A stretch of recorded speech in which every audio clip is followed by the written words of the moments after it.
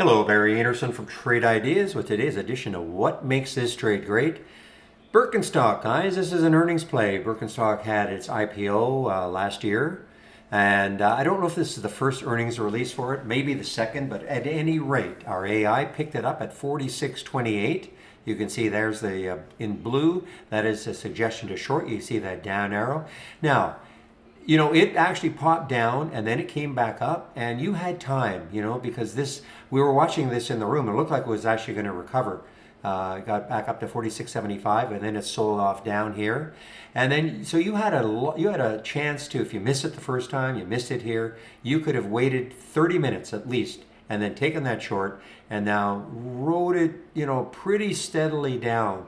Right here, I would have taken some profit right here as it popped up a bit, kept on, held some, and so at the actual low, 44.52 from 46.28, nice little percentage move, and who knows where it's going for the rest of the day. It's still down for the day big. It's down almost 10%. All right, everybody, get back into the room. Have a great evening. We'll see you tomorrow.